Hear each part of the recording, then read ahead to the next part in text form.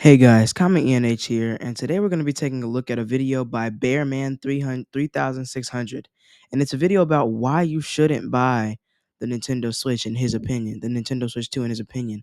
The Nintendo Switch 2 is a console that's going to come out in June 5th, 2025, and we've been getting quite a bit of information and trailers on this console, but right now, this guy is saying that we really should not be buying it. And I heard about this and I just felt like I need to take a look at it.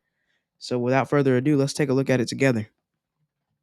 I don't need an intro for this. Nintendo is an awful company. They have truly become the purest form of cancer in this entire industry, and here's why. Charging $80 for a video game isn't just ridiculous, but it's dangerous. It's setting a precedent for games to cost more and more sooner and sooner. It couldn't possibly be any more anti-consumer. Nobody gives this company enough credit for how scummy they actually are and have been for years. Mario 3D World launches on Wii U for $60. Later is discounted as a Nintendo Select for $20, gets ported to Switch for $60. Wait, so this game initially starts out at $60. The price goes down whenever it's a Nintendo Select, then goes back up whenever it's ported over to Nintendo Switch. That seems kind of weird. Why would they put an old game over to the Nintendo Switch and then raise the price up by so much?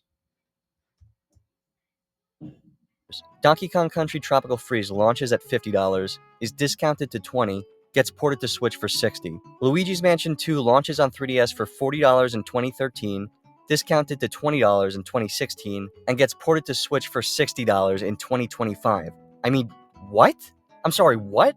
Are you fucking kidding me? And let's also keep in mind that all these games are over a decade old. Charging me $60 for a 12-year-old 3DS game that used to cost $20. And it's so lazily ported that the game is filled with bugs and graphical glitches. Stop buying these games. Every dollar you spend on Nintendo is just one more reason they have to charge you more for less. You buying this is telling them that I will buy this quality of a game for this price regardless of its age. So what do we have now? Well, we have a console that meets the bare minimum. 4K output. That's something I would expect. No, I don't think this console reaches the bare minimum. I think it's actually breaking a bunch of new barriers that the old Nintendo Switch had, and it's like all the issues that the old Nintendo had. I think this one's fixing. So I don't think this is a bare minimum console. I think he's over exaggerating on that part. Standard from a console in 2016, let alone 2025.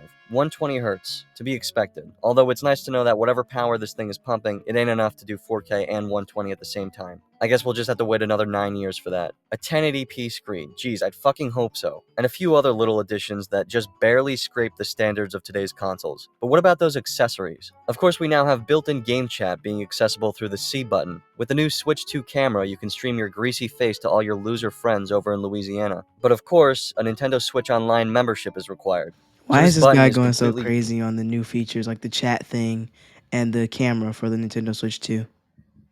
I mean, it's new. It's not like they're trying to say it's the best of all time because they're showing you that the cameras don't look great and they're showing you that you're probably not going to sound too great. So like what's the point? Nintendo's just adding more stuff for you so you can try and have more fun with your friends and stuff like that. So I think this guy is really complaining right now, but I'm going to stop pausing so much. Let y'all watch the video. useless unless you pay money. With a paid subscription, you get the privilege of participating in video calls featuring a shitty virtual green screen mask, 3 frames per second streaming, and only 4 minutes of latency. All for the low price of at least $20 annually and of course $50 for the Temu quality USB camera. But at the very least, now inviting friends to parties is all done on the system. No need for complicated instructions on how to use a headphone jack. Wow, it only took them 23 years. I'm glad to see people treat this like an accomplishment. But don't worry, I'm sure we can all trust that Nintendo's accessories will be made with quality components and will work flawlessly. They are the company that made these after all, and these have a long history of functioning properly, right? But now, I have a new issue. Now, I will say that controller drift was terrible. And also, I do believe Nintendo could do more with their console. Like instead of making us have to buy everything, like how the camera, there should be a camera on the Switch already. It shouldn't have to be you buying an extra camera. It should already come with a camera. And if you want a better camera, you could connect your own or something like that. But having to buy another Nintendo Switch 2 branded camera, I don't think we need all that. But they're very money hungry as far as it seems, or they maybe put too much money into making these consoles and they need to make a bunch of it back. But aside from that, I don't think that they need to make everything so expensive.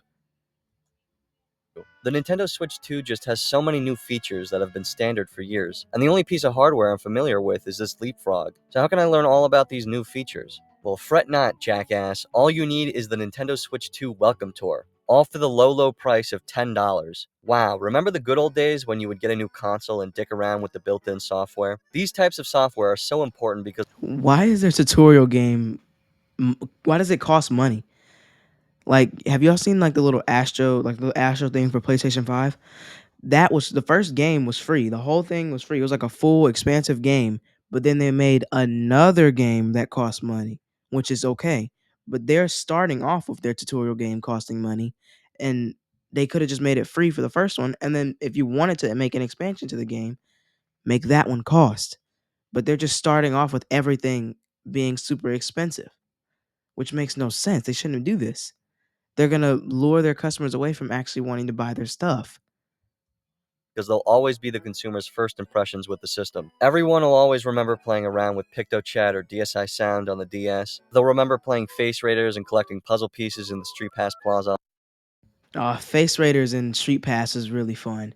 I remember when on my DS, I used to play like all the little games in Street Pass, and then like the little head bobbing thing with all the pictures of my family. It was really fun. Like I made a whole me family off of like the little me games on the DS. That was really fun. I should actually boot up my DS and look over that stuff again. On 3DS. You'll remember screwing around in Welcome Park on the PS Vita, the Playroom on PS4 and PSVR, Nintendo Land on Wii U, and of course the most famous pack-in tech demo, Wii Sports. Such a simple and light game that is now cemented into pop culture. So you just cannot think about the Wii without thinking about Wii Sports. And what did we just teach Nintendo? We just taught Nintendo that if you take a 16-year-old tech demo and cheaply repaint it with content missing at launch, then we will gladly pay $60 for it. Think about this, a free game from 2006, a $60 game from 2022. This is fucking disgusting. There is no soul behind this game. It's graphically unimpressive in both its art style and visual output. And you know what's sad? This isn't even the first time they did this. Yeah, see, I never bought this game. I thought it was like a whole different thing from Wii Sports, but when I actually looked at other people playing it, I saw that it was very much just a lesser quality, I guess, Me Sports. I'd much rather play the old game over this one, how it's been looking so far. But I don't know. Maybe they'll find a way to make a better version. Like maybe make a Wii Sports 2 or something like that. It'd be pretty cool. Maybe see like the old Me sprites and stuff like that as like a new thing.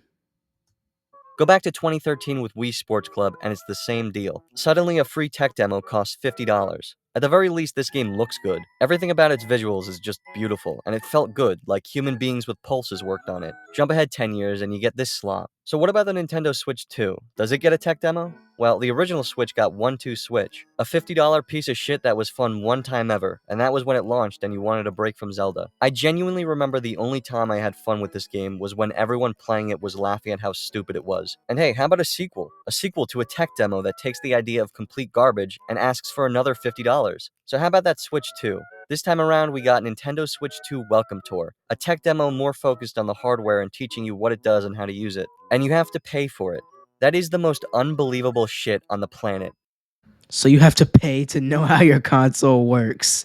Like they say, okay, here you go. Here's your console. Sir, I don't know how to use it. Oh, that'll be $50. That is hilarious, man. Nintendo. I'm paying $450 for your uninnovative money vacuum of a console, and then I have to pay you to teach me how to use it? Now we have game sharing, which is a nice addition, but of course it's nothing new. You've been able to play local multiplayer games by streaming your game to a friend's console on PlayStation for years now. This being an option on Switch is nice, and it even works locally, but even then, they act as if it's new. It's not even new for them. That's something I'm starting to notice with Nintendo. They add stuff that we've already had like years before, super late. Like they'll add a feature like game share or something like that 4 years later for some apparent reason. You can share your game locally to others with just one copy of the game. Wow, you mean like download play? You mean like that thing I could do 20 years ago for free on a DS? And now you get this mess. Only Switch 2 systems can share games, but both generations can receive gameplay. That's nice. Remember how the 3DS had download play with other 3DS systems and DS systems, and there was just no need for any other explanation because nothing about it was confusing? Virtual game cards are so anti consumer, it's ridiculous. But what if digital games could be as flexible and convenient as game cards? I'm sorry, what? Yeah, I'm sitting here with my digital game library confused out of my mind. Shouldn't it be the other way around? I wish that physical games could be as flexible and convenient as digital ones. If I have 3 Switches, I can download my entire digital library on all of them and play any game at any time on whichever console I choose. What about that isn't flexible and convenient? So now all your digital games have to be loaded and unloaded from system to system every time you want to play them. Wow, well, isn't that just an absolute nightmarish headache? Imagine how much fun it'll be sitting with Wait a minute. So they made the digital games basically just like the other game cards. So instead of seeing all your games on there, you had to just click the game cards, then click what you want, insert it, and that's the only thing you can play. And you have to insert, and take out, insert, take out, insert, take out the whole time. That's got to get really tedious and annoying. your systems loading and unloading different games so you have what you want on the right consoles, but not at the same time. Why not just say, we don't like people sharing accounts for their game libraries because we want to sell more copies of our overpriced soulless garbage? And you gotta love how they act as if this is a win for the consumers. You can hand over digital games to people within your family group for a maximum of 14 days, then they lose access. Are you out of your fucking mind? I'd imagine that if you're in a family group with someone, you're probably close enough to where you wouldn't mind signing into your account on their console so they can access your entire library. So this is a great way to shove monetization into one of the most basic concepts of owning software. So with that on the way, we have even more great news. Digital keycards. For select Switch 2 games, the cartridge will only hold the license for the game. If you want to actually play it, you have to download it with an internet connection. What in God's name is going on anymore? I've seen people try to defend this, saying that most people are Wait a minute. What even is that? I don't even understand. Like, so they have the license, but you can't play the game until you download it. So you're basically downloading the license, and then you're downloading the game. I, I don't get this one. I might have to see it to. I guess I have to see it to believe it because I don't understand that one. are spreading misinformation, but there is nothing to argue with. This is directly from Nintendo's website. Game key cards are different from regular game cards because they don't contain the full game data. Instead, the game key card is your quote unquote key to downloading the full game to your system via the internet. Not DLC, not partial data, the entire full game. The game itself isn't included on the game key card. If you want to claim that this is just this generation's way of selling game cases with a download code inside, you are wrong. This is a code for a game that is staying on my console. This is a physical game card with a license on it that is the only way I am allowed to access my downloaded game. But this way, you can share digital games. Wow, so like a physical game, This is still super confusing. I mean, I tried to listen to it and see if it would answer something, but it did not. It is still very, very confusing. But okay. except there's nothing in this. That is the scenario that people are trying to defend. The scenario that Nintendo has given themselves and developers the option to have control over the license of not only your digital games, but now your physical games too. Truly incredible. Nothing is yours anymore. So the console will only have 256 gigabytes of storage, which is practically nothing in today's day and age. But make sure you reserve extra space for games because no longer will you be able to just play off the game cartridge. You'll need the space too. Stock up on those micro SD cards because Hogwarts Legacy is going to end up eating 25% of your console's storage, no questions asked. And how fun will it be to take your new game home and watch it slowly download with a slow internet connection because not everyone lives in some massive suburbia where high download speeds are the norm. This has nothing on it but a license. And although this doesn't apply to all games, there are already many that are confirmed to be using it and expect more to be on the way. Ultimately, what this tells me is that years from now, when the Nintendo Switch 2 servers are shut down, these cards will mean absolutely nothing because there's nothing on them. Generations from now, if you buy a Switch 2, there will be so many games you just can't play because you should have existed in the period of time you could download them in. This one is so frustrating. So you lose all your games that you're paying for when the servers shut down. So like, what is nostalgia gonna feel like for those who want to just go back and play the game? But oh, the servers shut down. And then if somebody tries to, pull up a server of their own and run it and stuff like that, Nintendo's not gonna like that. They're gonna be like, "Oh, you're taking our games and making money off of it." So there's not gonna be a real way to play our games anymore. That's kind of disappointing. Now that I think about it, it's kind of sad. GameCube games are coming to Switch 2 only if you pay for the online expansion pack. Okay. And of course, there's going to be a Bluetooth GameCube controller released. But obviously, you can still just use the Joy-Cons. But what about those triggers? Somehow we've gone yet another generation of Nintendo consoles without analog triggers. Another generation where the triggers are just buttons. So how are some games going to be played with the Joy-Cons? Because in many games like Mario Sunshine and Luigi's Mansion, both of which are being advertised, pressing the trigger all the way and pressing the trigger a little do completely different actions. Does anyone in this company communicate? Does anyone know what's going on? This is the right hand not knowing what the left hand's doing. As if you'll go as far as to make GameCube games a launch title, but still not bother using Nintendo sounds kind of stupid right now. Like they give you a controller that for their games that don't work on their games. Like, come on, man. Like Nintendo, we got some work to do, man. This is not gonna work here.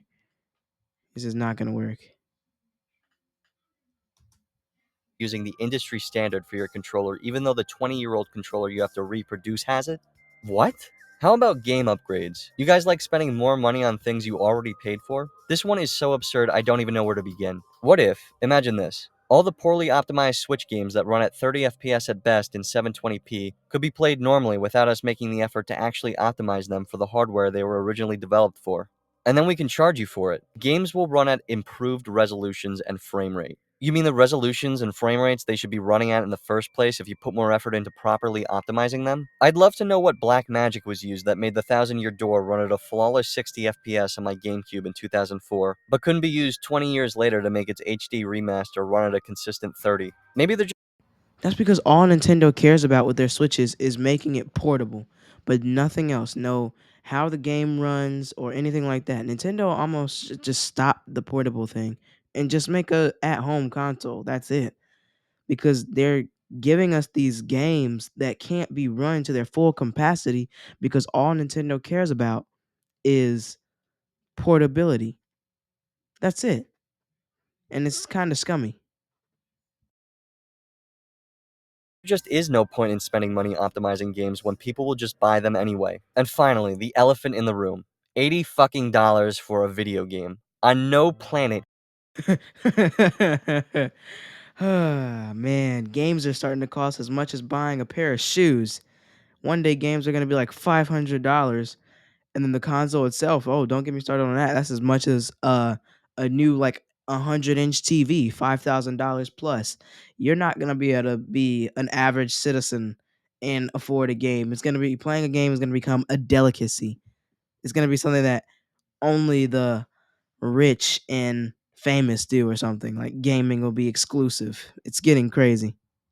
can you defend this. This has nothing to do with tariffs. You can come up with every excuse in the book, but on no planet in the solar system was poor old Nintendo forced to charge you $80 for a digital game and what's looking to be $90 for a physical one so they could keep their starving CEOs off the street living in a box. That is fucking disgusting. $80 for a game that is graphically less impressive than most Wii titles I can think of that are going for a similar style. That is absolutely abhorrent. Nintendo has become the illumination of the gaming industry, adopting the same ideology as them when they animate movies. How can you develop a game as cheaply and quickly as possible? Nintendo seems to love this disgustingly soulless art style that clearly requires very minimal processing power to render without much issue. You see it in Mario Kart World, you see it in Nintendo Switch Sports, you see it in Princess Peach Showtime, Mario and Luigi Brothership, and you're seeing it in upcoming games like Donkey Kong Bonanza and Tomodachi Life Living the Dream. This soulless pastel art style that looks like the standard for an iOS game in 2014. So unbelievably unimpressive and terrible looking. It has nothing to do with a vision or the choice of art direction. You can go for a cartoony or even cel-shaded aesthetic and still make it look beautiful. You saw it on Wii U, you saw it on 3DS, you saw it literally everywhere.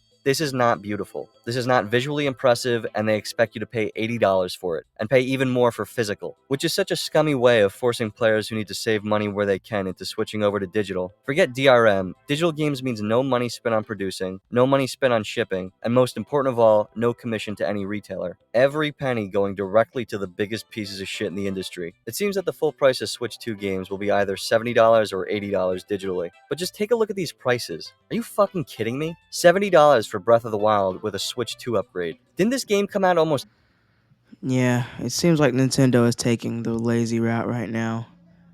Like they are just scraping the bottom of the barrel right now. it's getting kind of disappointing how Nintendo can think they can just keep getting away with this, the same animation, same graphics every single couple years, and then raise the prices higher and higher. I think they're gonna lose some of their fan base off of doing stuff like this because, like the guy said, it's gonna make it difficult for people who need to save that money to use that money for other things. They can't just put all their money to these games. And Nintendo is making these games overly expensive for no reason. So I think Nintendo's gonna lose people, but that's my opinion on it. What's yours? Make sure you guys like and subscribe, hit the notification bell, because if you really like these videos, then you should hit the like and subscribe button. You already made it this far into the video, why not subscribe? Why not like? Because that'll help me get more videos out to you guys. And start a conversation down in the comments. That's what we like to do here, because you heard my opinion. Now I want